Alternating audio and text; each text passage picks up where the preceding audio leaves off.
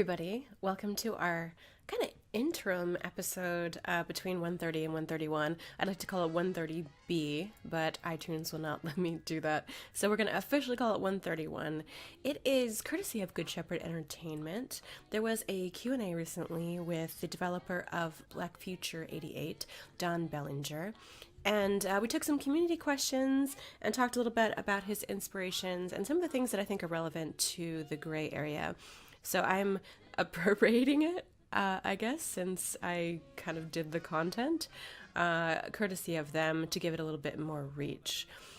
Before we do that, though, I was recently at PAX East 2019, which was a great show. I met a lot of developers there and had some interviews set up, one of which you will see hopefully later this week. It's already complete and in the hopper. And that is called Birds of a Feather.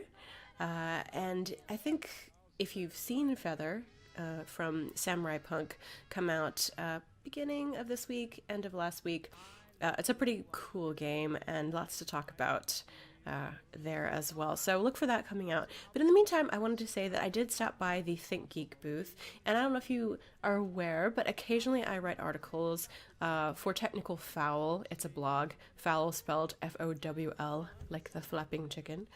And some of those are reviews. And one of the cool things that Think Geek does is occasionally send me things just to get my thoughts on it and share that with you guys. So if you're a reader instead of a podcast listener, you can go over there and check that out. But I wanted to show you what I was going to be talking about kind of here. And there's already a written article up there by Future'88, so you can read all about it if that's your preference. But in the meantime, before we do that, I'm going to show you, if you're a God of War fan, this is from the Stonemasons. It's kind of a collector's edition with the game, and it comes with this statue, Kratos and Boy. And I'm trying to show you like a lot of the detail on it. Obviously, there's 3 characters here, so you get a little bit more. This edition is $150. So here's your kind of price point for the detail that you're looking at here. And this is nice if you wanted the game already, and you get this as well. But for those who are just getting into the collectible game, just interested in statues, I think that the Modern Icons edition is a really good way to kind of gateway into that. They're reasonably cost. $50 is about average. And they're kind of just like, again, icons of series and franchises that you might be already a fan of. And the one that I'm going to show you today is Vault Girl Fallout statue. And she's pretty cool. So you're not going to see necessarily the detail that you would on something that's, $200, $300, $400. But I think she does have a lot of really cool features. Right now you can kind of see, hopefully, her face. Hello, camera. Focus on her. She's got like a neat little wink happening there. Hopefully you can see some of that. But let's just start at the bottom. You've got this base. Pretty cool. And even like the laces of her shoes, there's a lot of like little detail on that. Just the wrinkles like in the fabric of her pants. Stuff like that. Like that's pretty neat. Like something you would look for, I guess, as a collector. And then slow crawling up. You're welcome. You can see she's carrying, here's her cool weapon. I can get that kind of sideways for you to see. Maybe a little closer on some of the detail on that. Again, I'm going to put a picture up next to this, so in case this is completely not focusing or not being helpful for you to see that, I'm going to be able to show you that. You can even see like the little lines, like in her, sorry for the ass shot, but even like the little lines in her uniform, like going all the way up. You have your vault, like 111, kind of cool, like little metal bits, and of course, Pip-Boy, etc., all that stuff.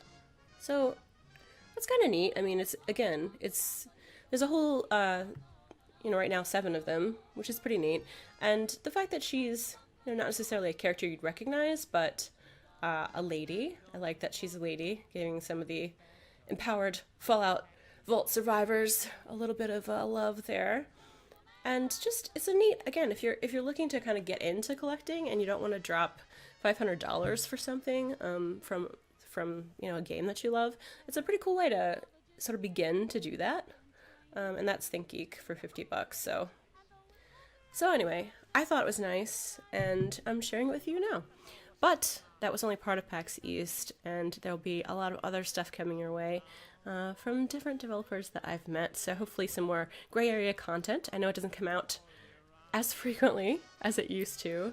Those of us with a day job kind of do this as a passion project. But on to the interview with Don Bellenger, and enjoy this share. Before we talk about Black Future 88, we have to cover the cat. I mean, come on. So, tell everyone again why this molesting cat is after you and his name. So you may have noticed I'm here today with one of our development partners.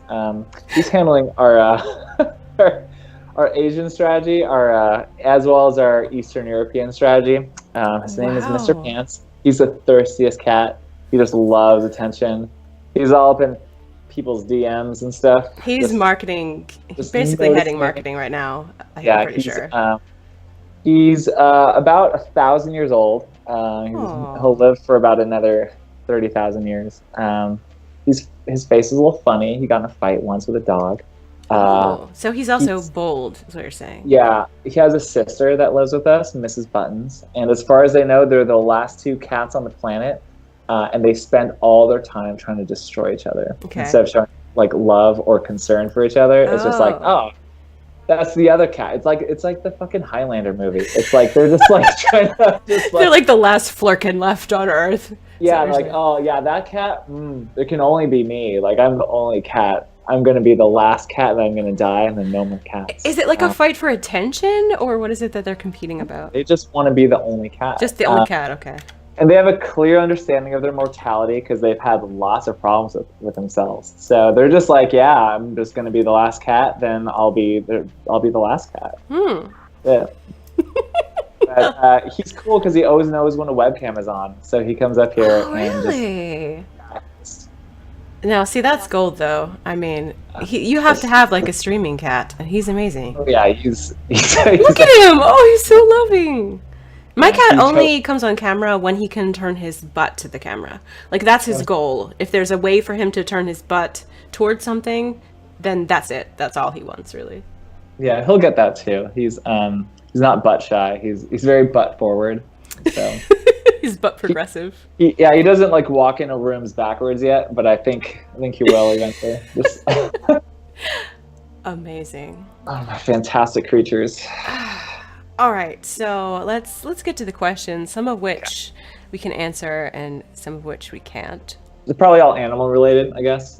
That would be easy if they were, but they're not. Okay, so Dead World Plays. When and where will this get released? Well, we can't tell you when yet. But Don can tell you where.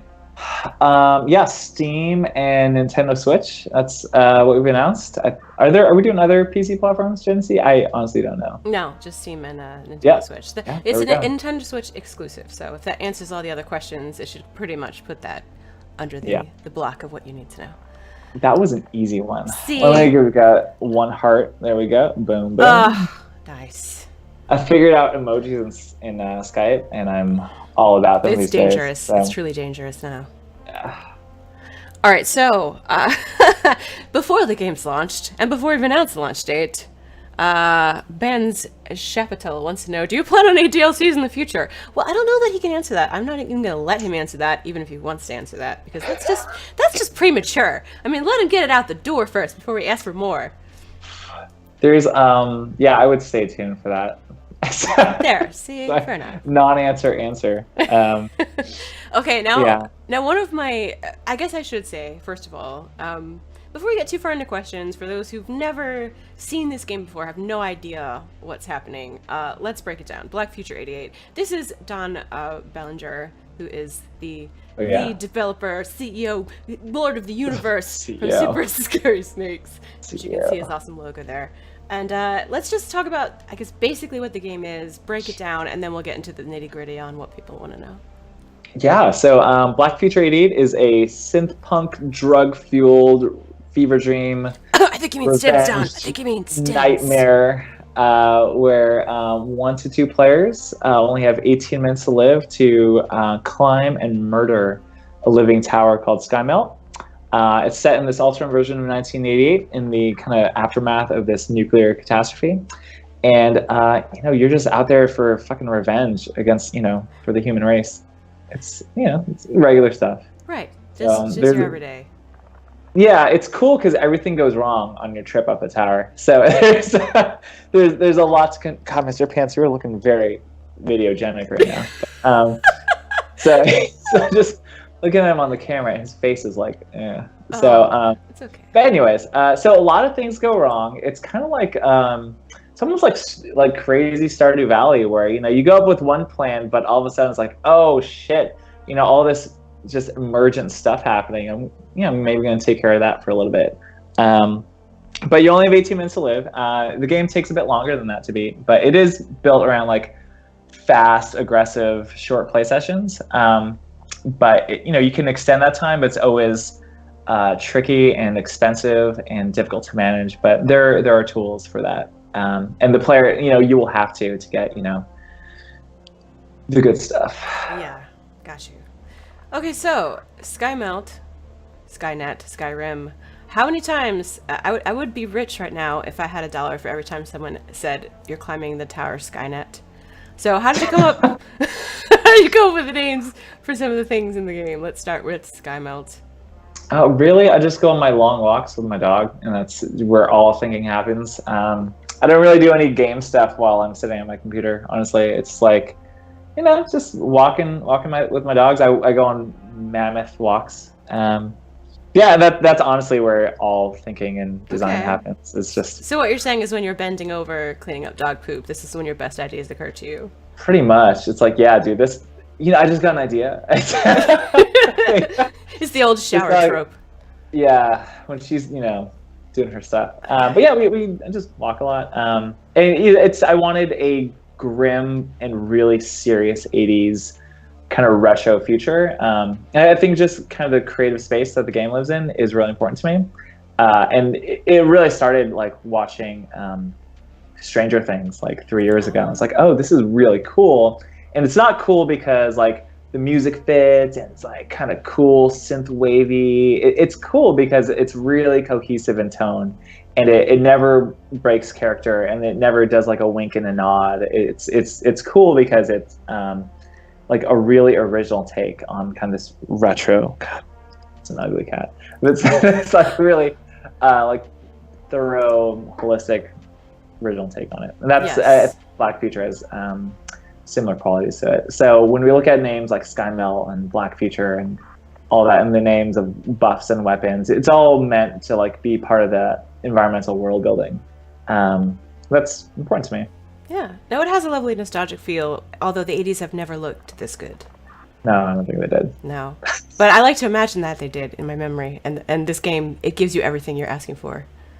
Did you ever rewatch an 80s film and think like, oh, this film fucking sucks? Yes, but when you watched it, you were like, this is the best movie ever. That's why I try not to rewatch things, because it just makes me sad at my low expectations, which at the time were cutting edge. Yeah, and some of them got much better with age. But really? some stuff like Big Trouble in Little China. Oh, okay. That's fair. That soundtrack has aged so well. And John Carpenter's is a big source of inspiration for me. But also, like, the movie's great. The movie's still good. Gracie Law is a cosplay on my list. Let's just say that. Okay. Yes. Amazing costumes. I love the whole, take on the sort of spin, the Asian spin that isn't really authentic but has a nice style. It's also just very San Francisco, which is something I appreciate. It's good. It's like the good old weird San Francisco that we had before Google, Facebook. Yeah, those assholes. So, okay. Yeah.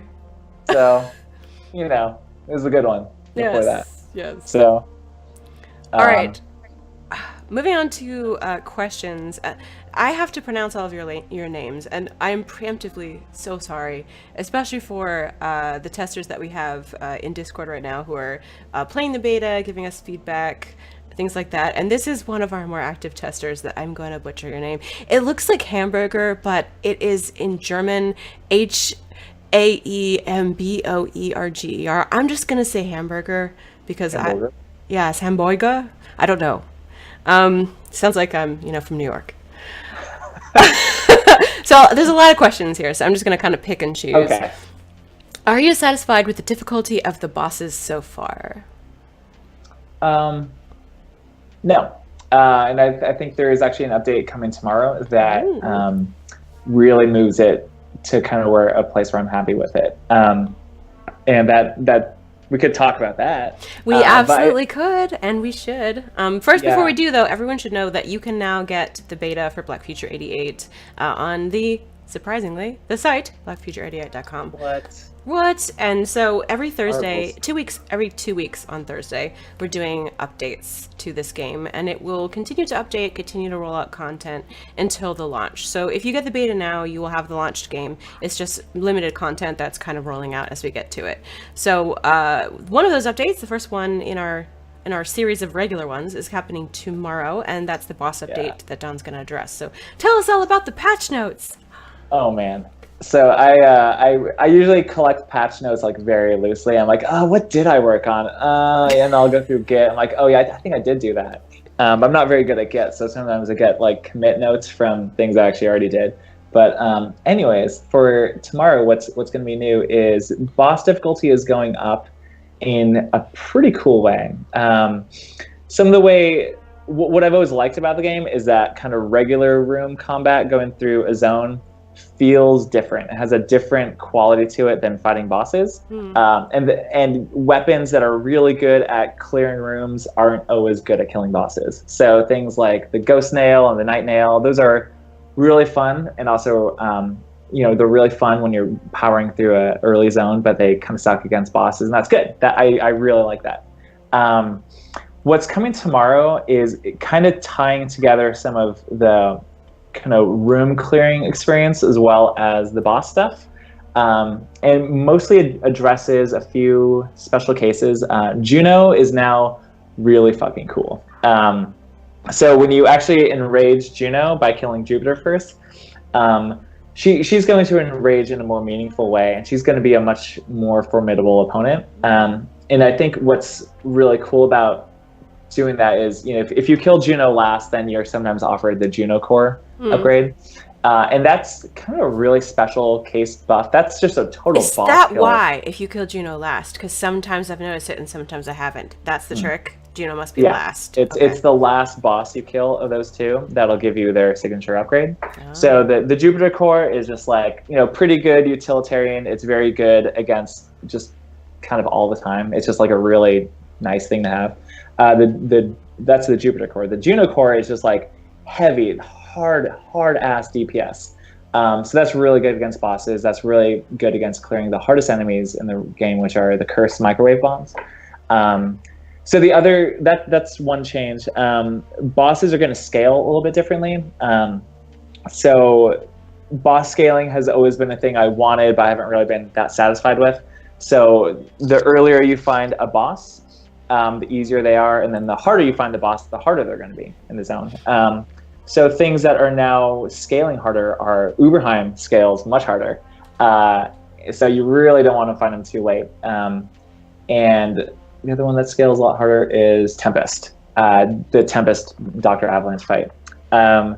So the other big change is that the way cursed bosses work, they now curse things around them, and cursed bosses are now generally harder.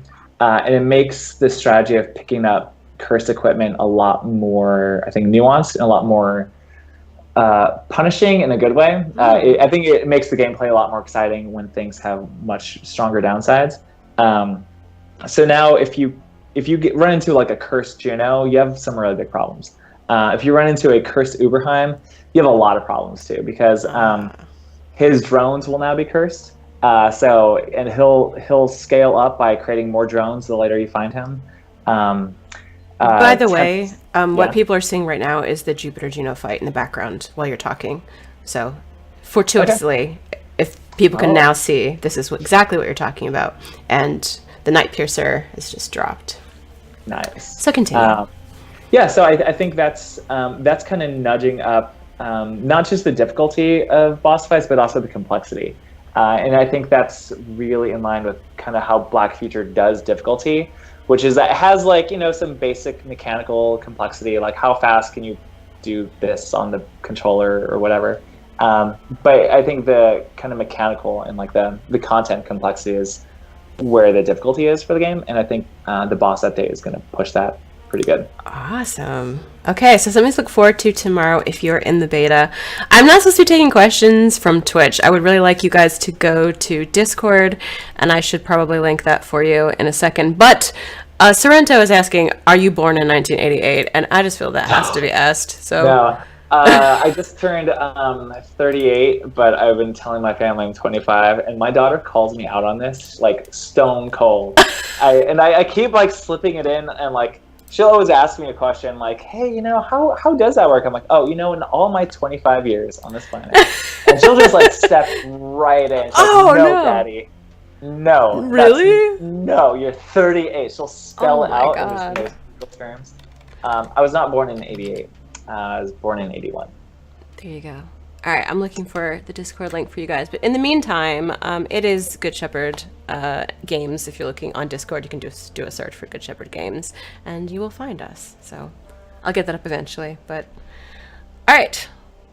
So that was the update. Again, if you are in the Black Future 88 beta, that's the first rollout you're going to see, and you can find that on blackfuture88.com. Second one. Hi, Gazubi. Hello. Joining Hi, the chat. Gazubi. Hello. Let's see. Will there be more bosses in the finished game? Well, this kind of goes into our rolling out content scenario, but if you want to speak to that. Thinking what they have right now in the beta. Yeah, You don't have to. You don't have to reveal. I can't. I'm not really going to answer that one. And that's the experience as kind of as it is in the demo or not. The early access. We don't call it early access. We call it paid beta. The paid beta. The paid private beta. That experience is going to change just because the finished game has a lot more content and a lot more playable characters. The number of bosses itself isn't going to change, but I think with tomorrow's update, the complexity of boss fights and like the variations of boss is going to change. If there was a DLC question earlier that Don't we you kind of dare. Yeah, so, there are things in consideration. Yeah, so that's all right. Next question, I guess. Did I successfully not answer that? Yes, you did. That was very, very adroit. Nice. I think I did a great job on that one. Okay. You did. Okay. Weird I don't do this more often. Hamburger has a number of questions that I think you've answered already, talking about the update that's incoming, about bosses, etc. It's clear that this game is mostly about the gameplay, but will there be more story or lore revealed about the different characters as we go along? Yes. Okay.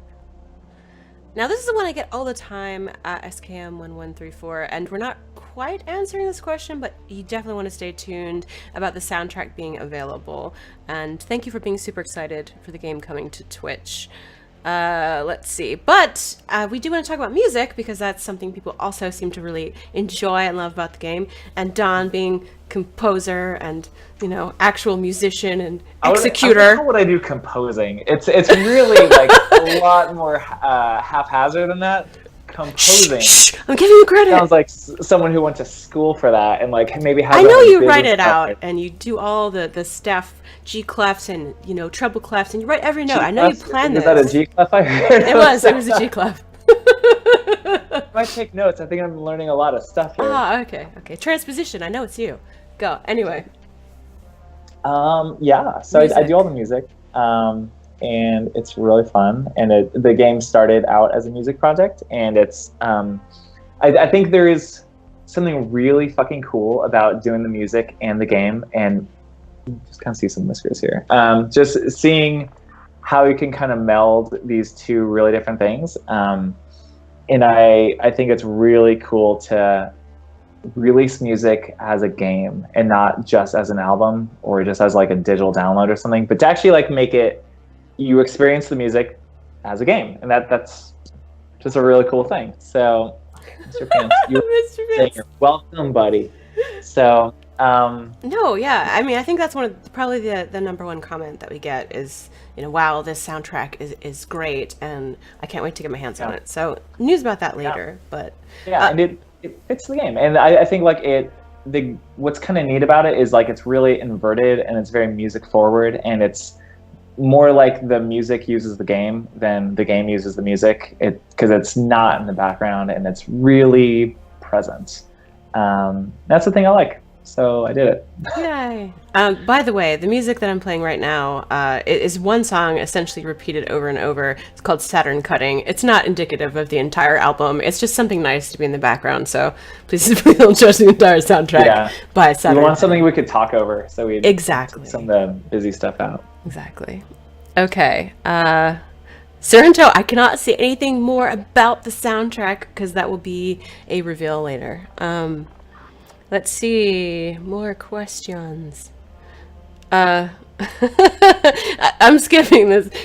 You've met Too Sharp at conventions before, and people... Too Sharp. It doesn't ring a bell. Yeah. Too Sharp. Yeah. People are commenting about your monkey bread and other breads, which you do share on your Twitter handle, because, you're a baker, which is an interesting kind of pastime for perhaps stress relief in development. Do you want to share this at all?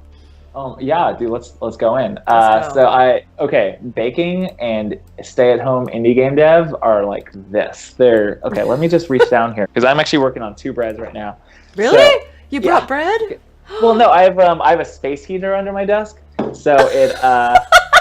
Just because your PC warms it up? Is that? Are you proving your bread with PC? Yeah, I keep it there. So so I'm working on a new levain starter.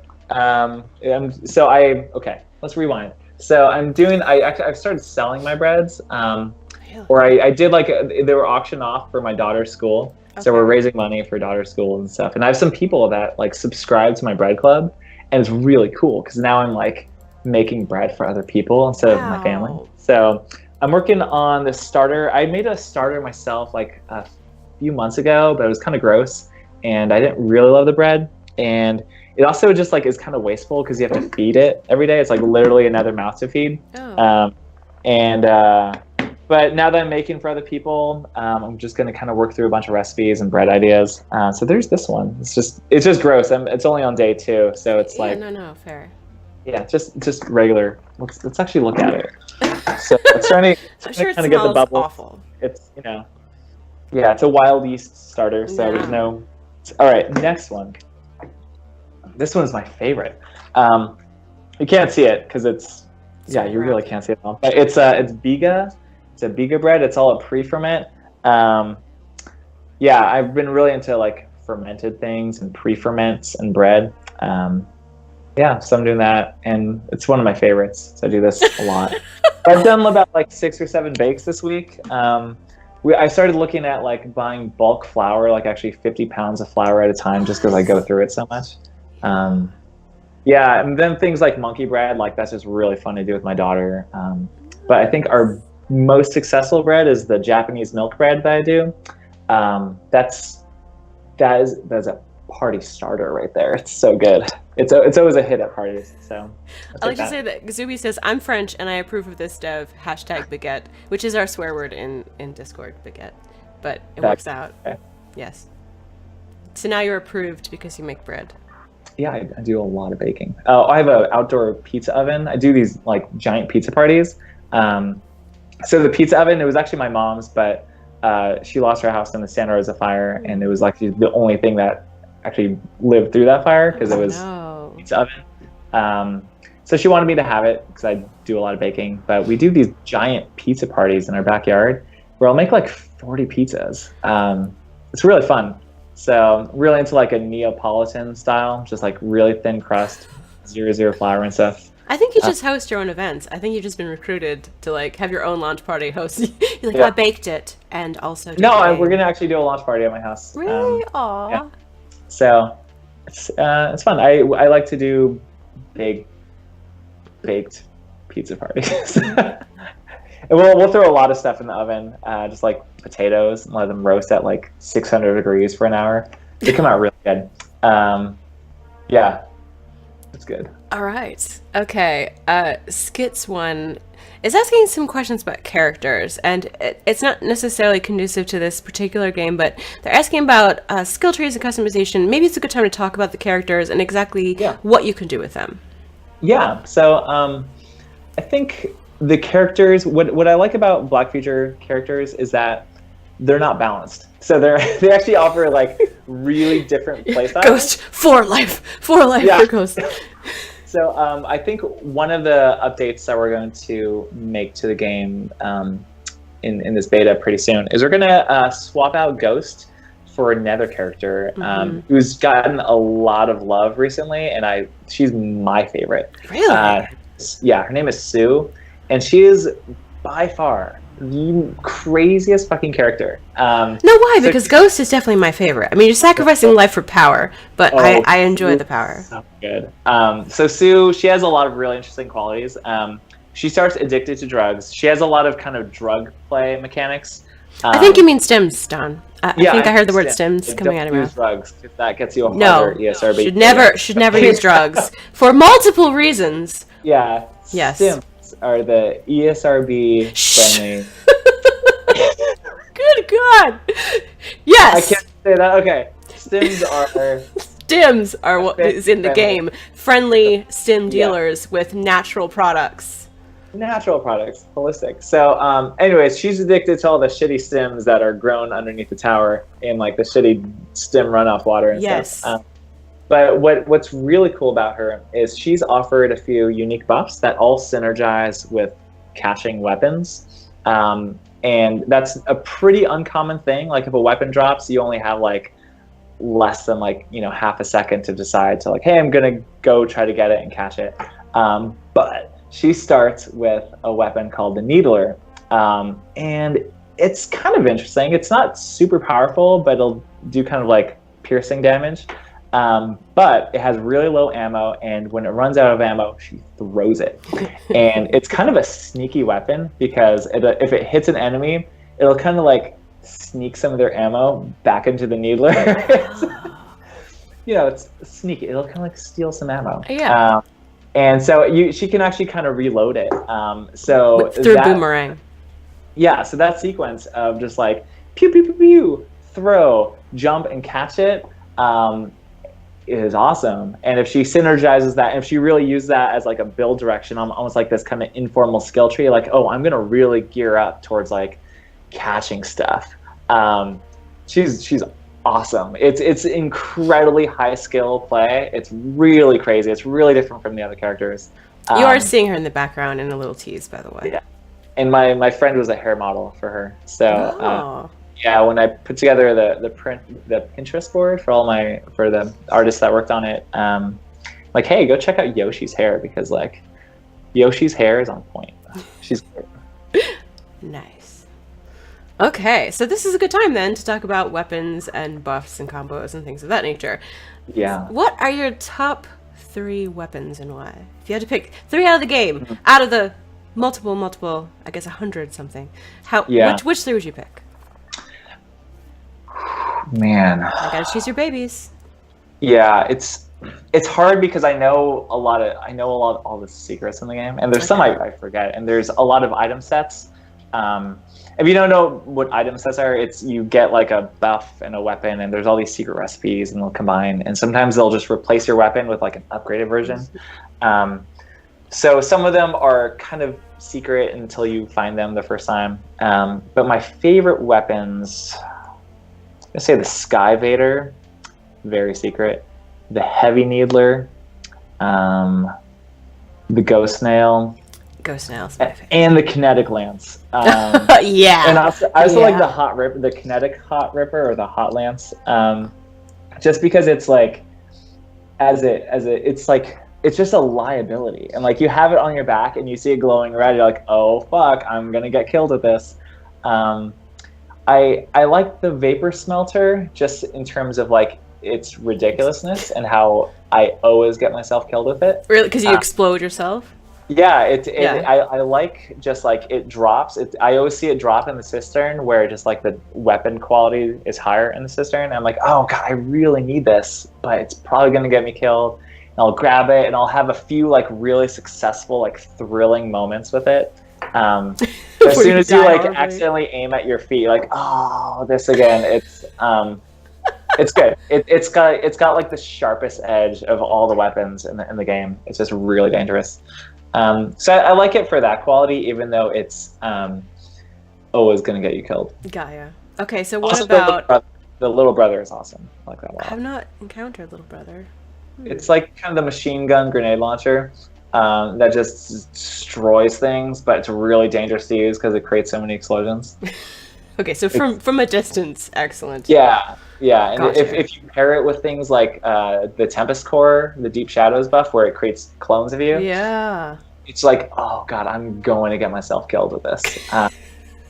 That's great. I think that's a super exciting experience. I think it's like, oh man, how long can I keep this alive? It's awesome. It's risk reward for sure.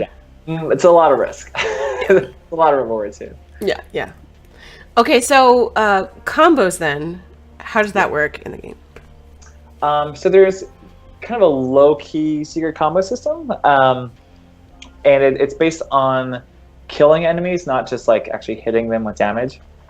So just because combat in the game is so bursty, it kind of makes more sense to... Oh, I did the heart again. You hearted yourself. Just like actually killing and just like enemy throughput is kind of how I consider it. So there's a few buffs that work around combos. There's a few ways to extend your combo timer, but basically if you take damage or if you just take damage or it times out, your combo streak ends. The smoke that's sometimes on the player, that's actually your combo meter. And it doesn't really tell you when it's going to end, so you have to kind of get a feel for the cooldown or the timeout period. But it'll also change color based on how cursed you are. So there's a lot of just kind of information to glean from this kind of like semi-secret system. And and it'll also go deeper in color as you go deeper into your combo. But it's really it's there for you to build off of. So it by itself, there are some weapons that work with it, but it's mostly built around getting buffs or perks that work with it, so that you can kind of like build around deficiencies that the player might have. Like if they're using weapons that are really ammo hungry, you probably have an ammo supply problem. So you would use kind of combo style buffs to counteract that. Gotcha. So game designery. That was like I went deep weeds on that. It's all good. I mean, the buffs. It's probably useful to understand about the buffs as well, and how you kind of are customizing that. I tend to stay away from combo-based buffs, just because I don't trust myself. Yeah. But no, difference between, I guess, curses and buffs. The curses are I think unique in this game for sure. Yeah. We're going. We're just going to talk about it. Curses are basically they're buffs or weapons that have higher upsides and also stronger downsides. And on top of that, anytime you interact with something that's cursed, like a cursed portal, like those purple portals that pop up, or touch a cursed weapon, or take a cursed buff, it's gonna kind of rub off on you a little bit. And that has problems. You're going to run into cursed enemies, which are harder, but cursed enemies also drop more loot. So it maintains your soul. Is that what you're trying to say? Yeah. Oh, yeah, pretty much, very much. And certain weapons actually scale with curse. Like the Black Richter gets stronger the more cursed you are. So the Black Richter is actually only really good by itself, like for the first zone. But then afterwards, it can't really one or even two shot enemies anymore. But if you really go heavy on curse, you can take that weapon much further. Yeah, and then actually the chance of running into cursed bosses is where getting cursed gets really, really dicey. So, that's a good general. I like that.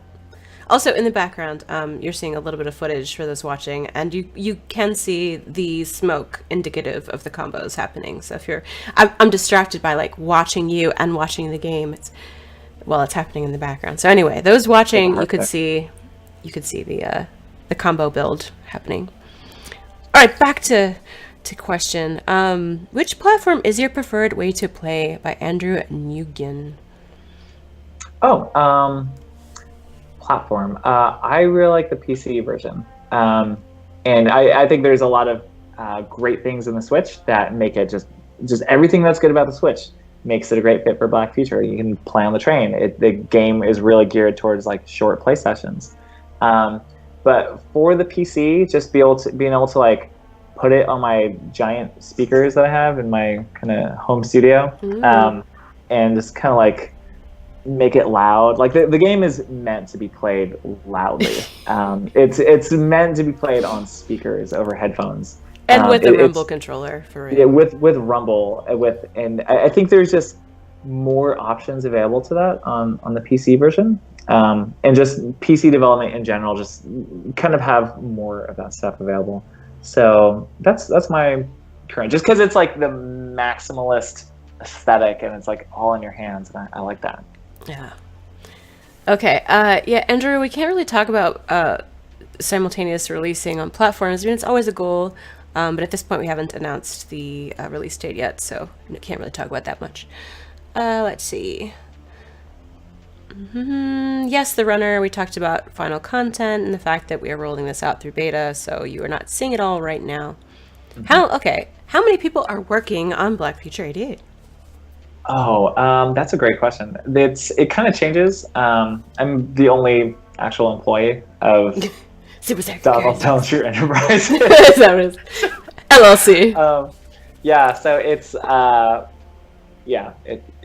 but I've been able to actually work with a lot of people through development, and kind of it's a lot of extra work just to like kind of constantly source and find people. But the good part is that if you work with just a lot of people and they're contractors or they have kind of like different roles on the project, you can really just kind of find the best people you can that can do that work at that time.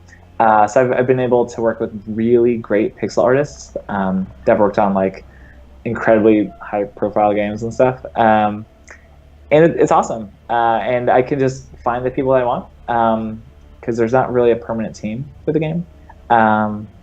So I think at peak it was maybe 5 people working at once. This was maybe like 6 months ago though, when just like heavy production. But at this point it's me and I guess Zach when I can get him or when I have something for him to do. But it's tiny. Yeah. I should mention that some of the footage people are seeing in the back is provided by IGN because you went to GDC and had some cool interviews. I've made sure to cover that up with Don's face, so you can't see the courtesy of IGN sticker. But yeah, so do you want to tell us about GDC? Like anything exciting, anything that you want to take away?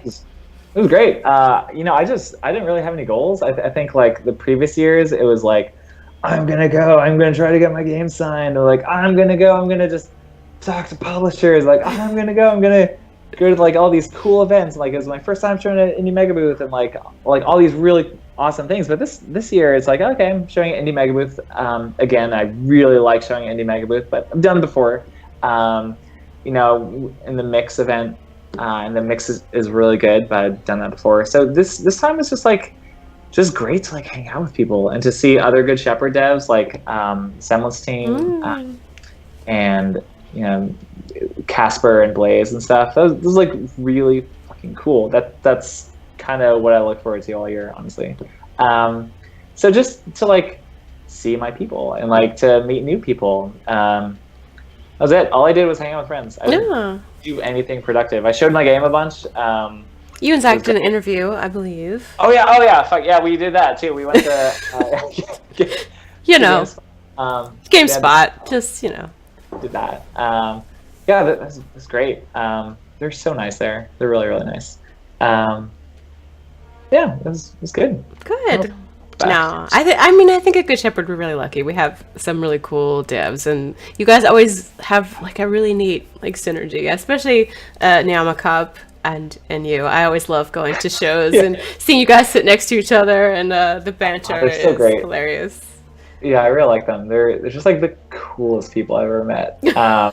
And they're like, it's neat to like, I think working in games, and the reason I'm an indie developer and the reason I kind of came back to games after like rage quitting 5 or something years ago, it's like I miss the people and I miss the work, but like there's something special about people that work in games.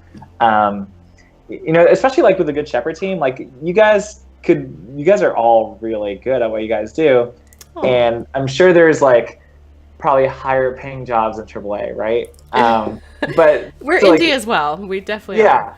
But to work in indie games, I think it takes like a special love for that kind of work, and it's like just special. It's a lot of work. It's a lot more work than people might realize. So I just really like the people and getting to meet new people that are also really different because they're from South Africa, and they just it's great. I love it. Yeah, and they're 20. Yeah, they're so much younger. So young and so successful. And they've done so much, and they're all like in their Forbes like 30. Like Forbes, like, 30 under 30. 30 under 30. My goodness. Yeah, so I'm just always so impressed by the people I get to meet at GDC and stuff. Good. Even just people like coming up to the booth and like, yeah, I'm here like pitching my game and stuff. I'm like, oh, cool, can I see it? I'm like, oh shit, that's really cool. Oh, like good. I don't you're know like how a mentor I would go now. about doing any of that. So yeah. Oh, good. Well, there's been a lot of really positive feedback from GDC and from everywhere else. A lot of coverage for Black Future and a lot of props for you, for sure, from that too. It was awesome. Yeah, it's super lucky. I just kind of waltzed into all this. It's not luck, it's skill, Don. It's skill.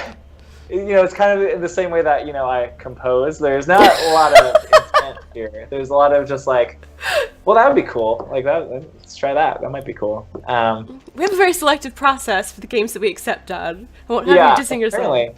Because every time I talk to indie devs and they're like, oh, who are you with? I'm like, oh, I'm Good Shepherd is publishing my game. They're like, oh yeah, he just rejected me. I'm like, oh wow, another one. Like, and their games look like good. Crushing so I know hearts Good Shepherd's left like and signing right. some awesome shit right now. So it's, yeah, Good Shepherd is very selective. All right, back to the questions. Let's see. I could keep going if you want. I mean, I will give you another 20 if you just keep going. That's fine. Okay, Billy asks, what are your principal inspirations on games, music, and arts? Oh, good. This is such a good question. Let me throw a little heart on that one. All right. Oh. You got any other emojis? That one will do. I think that one will do. Okay. So I like things that are raw and honest in a way that are just like really appealing. And I like things that are a little unusual, a little rough around the edges, especially when it comes to like music and film. Those are things I'm just like very particular with. I like a lot of art house film. I like a lot of art house horror. Mandy was a film that came out by visionary director Panos Cosmatos. That was a crazy film. I think I was afraid to see that. I have vague memories of just being like, Yeah, and it's certainly like got problems. Like you wouldn't review that movie and give it like, you know, I would give it like an 8 out of 10, and you know, you would give Avengers also an 8 out of 10. No, it's on a different scale, and it really aspires to be something just like unusual. And I like that in a lot of things, and I think that kind of informs how I want to make stuff too. Okay. I read a lot. I really like books. What's your genre? I went through this period where I was really into just like American lit, and I liked some of it, and I didn't like others. And I really liked White Noise by Don DeLillo.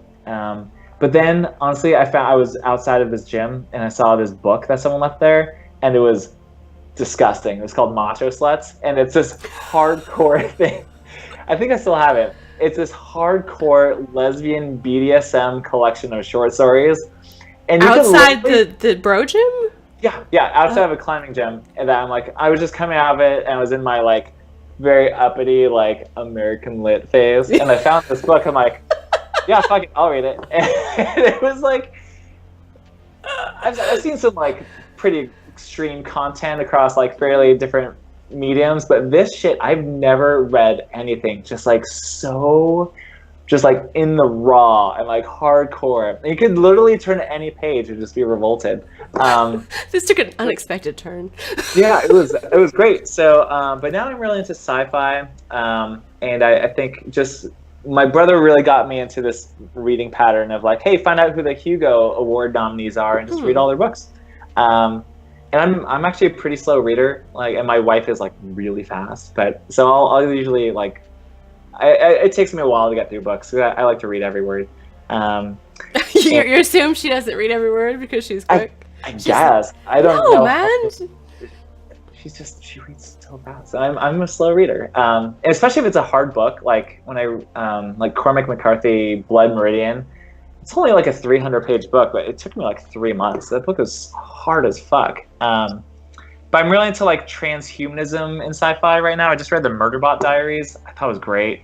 And I'm just thinking a lot about that. I think it's great. Okay. So I like books, and with music, you know, kind of the same thing. It should be crazy, it should be weird, but it needs to also be good. It needs to sound good. It can't just be like pure art for art's sake. Yeah, I like.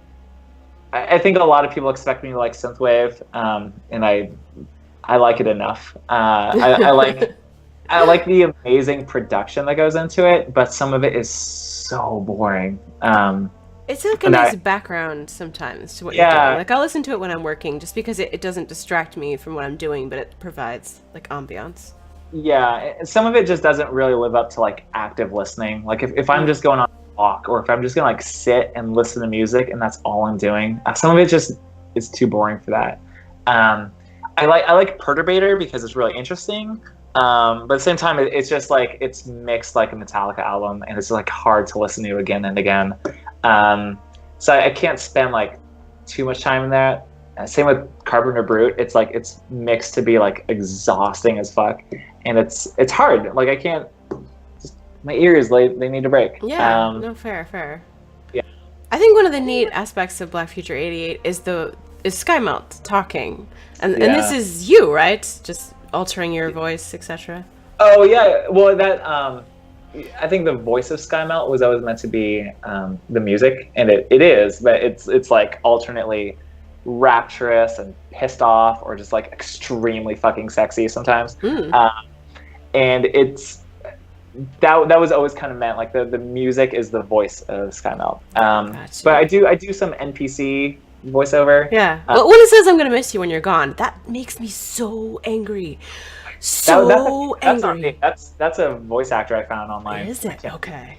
You really thought that was me? That's so nice. I did. I thought you just like, dropped your octave a little bit for that. No, you can't do that. That guy is good. It's TK Kellerman. I always forget his last name. But I search for TK in my email list when I need to ask him to do more via. He says, I want to meet you alone underground. I'm just like, oh, that's creepy. But all those lines, that's basically taken from like all the American lit I read.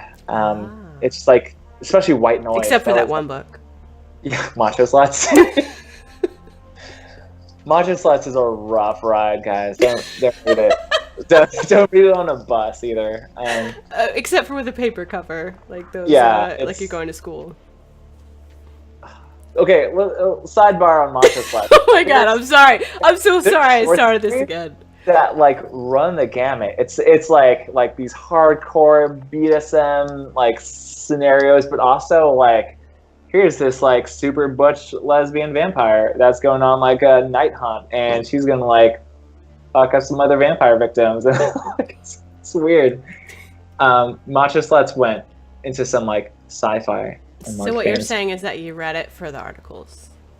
Yeah, I read it for the articles. I read it for just like the creative debauchery. It's like these stories are wild. Okay. And bar on Macho Sluts. I think we talked about VO still. Are we on still VO? We were. Let's go back to. There's a new one here. I dig the style of the trailers. Will you share some artwork for wallpapers eventually? I think I know the one everyone wants. Yeah. Well, oh, the one with the butt? Yeah. The butt one. Okay. Yeah. We'll do a really yeah. good one. I guess, I mean, this is part of the, like, hey, bringing in contractors, bringing in artists, bringing in whoever suits the style to do, you know, assets for the game that kind of come together under your umbrella. So, trailer, one of those, like, they, you know, I mean, you could just take screenshots of the trailer if you want to use it for wallpaper, but I don't know if you're making a press asset like list of, hey, here's stuff you can use for your screenshots, or I don't know. Mm-hmm. He's asking. Are you planning to make some artwork for wallpapers or use trailer art? I think that is kind of butts up against one of our unannounced announcements, right? Yes. I think, yeah. So I think that's going to be a question we dodge, and we pretend to answer it, but we don't really answer it. Well, you're not pretending very well. That That was a poor pretend. 5 out of 10. Great. I was great. Plotting is kind of one of my strong suits. Okay. Yeah. Wow. I'm doing great, Tennessee. It's fine. I'm going to spoon. You're asking legal protection should an individual have for an LLC. We're going to skip that because that could be like a 30-minute discussion. And we're talking about I will just say that I should have done an LLC and I didn't. I'm actually still a sole proprietor. And I did that for a few reasons. None of them were good, and then a few bad reasons, which were like, well, I kind of just saw the cost of it, and I was already like full-time indie. I'm like, oh, I kind of need that money for like everything else. Protection though. Yeah, I really should have done it. I think LegalZoom is actually doing a sale on it right now. You could do it all in for like under $100 or something. There you go. See, I did ask an indie game dev if people had questions for you that were indie game related, so that's why I'm bringing this up. I would absolutely do that, and I would also absolutely do all your legal paperwork ahead of time before working with contractors. Gotcha.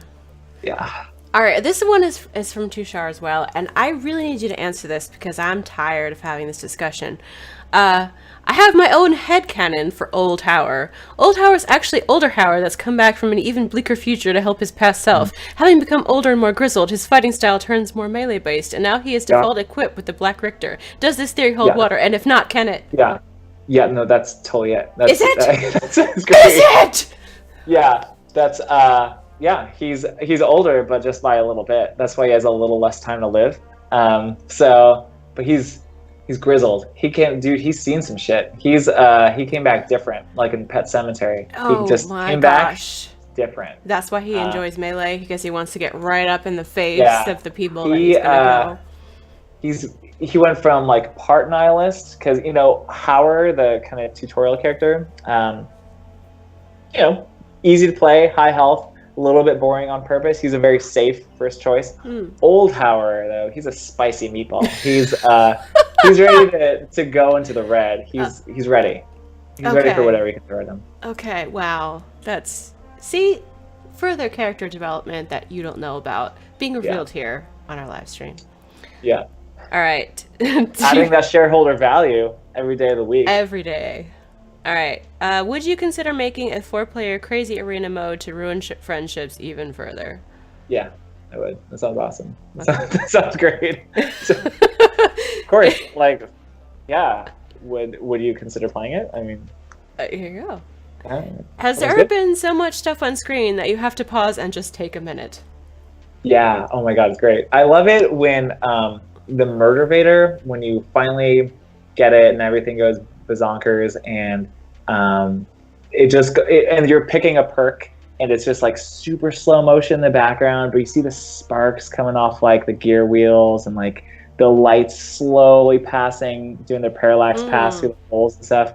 That I think is a really special moment for me when I play the game. I'm like, this is really cool. It's like watching like the When Doves Cry music video by Prince for the first time. Like, what is this? This is so cool.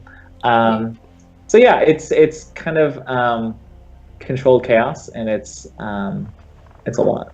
Yeah, I mean, I think it's helpful to me because it's kind of learning like what to focus on and what to ignore, and it's a lot of like kind of training your eye and sort of your hands to pay attention to what's necessary and just disregard the things that aren't.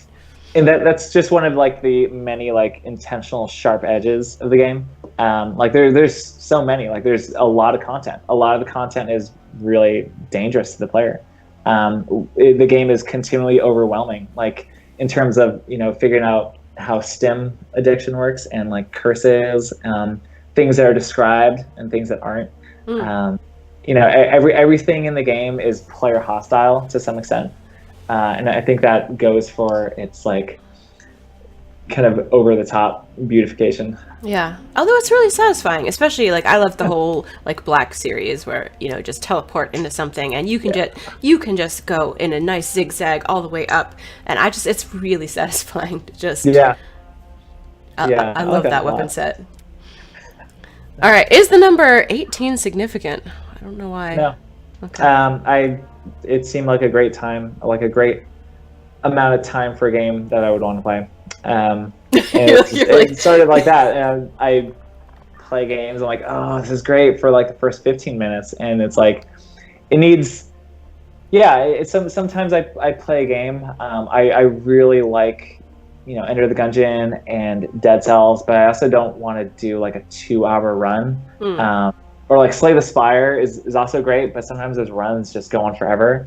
After you hit like a certain power threshold, and you kind of become like kind of unkillable in those games. It's like, well, it kind of needed to end like. I see. Yeah. That's bad when you feel like, can we just be done? No, you won't feel that way in this game. You just be like, I died. Yeah, and also I'm a dad, so I don't really play like the 100-hour Dark Souls games I used to. So it's like, I only really play short session roguelikes. And I play really aggressively when I play those. And that to me, like I wanted everything in Black Future to guide the player towards that. Because I think a lot of roguelikes and a lot of kind of combat style games don't really push the player into taking enough risks. I think Guacamelee does. I think Guacamelee is fantastic. No, I've played Guacamelee. That is an amazing title, though. Good. That's obviously like a very different kind of game from Black Future, but I think it's a really good combat inspiration. Cool. All right. Well, we have been going for roughly an hour now, so I'm gonna do a couple last questions and then we're done. There seems to be a much heavier lean on offense over defense in a lot of playstyles, weapons, stims, buffs, curses. Is that to highlight the frantic pace you have to move to get to the top, or did balance just work out that way? Yes and yes. I think absolutely. That's a great observation too. And I'm actually just really pleased that anyone noticed because it's a lot. You have to like do a lot of work to like nudge a player in a direction, and just pushing them towards aggressive play. I want the player to feel like the characters, which are nihilistic, nothing to live for, angry, upset, and just to push them just as fast as they can go. And that feels really good when I play that way. So I want other people to play that way too. That's how I did it. It kind of worked out that way. Nice. Okay, so for those of you who have been here, thank you for watching the stream. We'll be doing this more frequently as the months go by, and as we begin to tell you the launch date, obviously counting down to that. But in the meantime, you can go to blackfuture88.com. You can get the beta. You can play now, and please do jump into our Discord, Good Shepherd Games, and let us know what you think. We also have a bug area. We've been pretty thorough about testing up to this point, but there's occasionally a bug or two that we do pass on and work with Don too, correct? So you should tell me about them. That's so weird. You know what? It's just I don't want to take up your time. It's fine. Shut up, Don. We have meetings every week. Now all of my testers will be like, is she not telling him about all the bugs we report? She's, I am. Yeah. Okay, but yes, thank you for being here, and everyone should check out the game, and we'll do this again. Cool. Thank you so much for having me. This was really fun.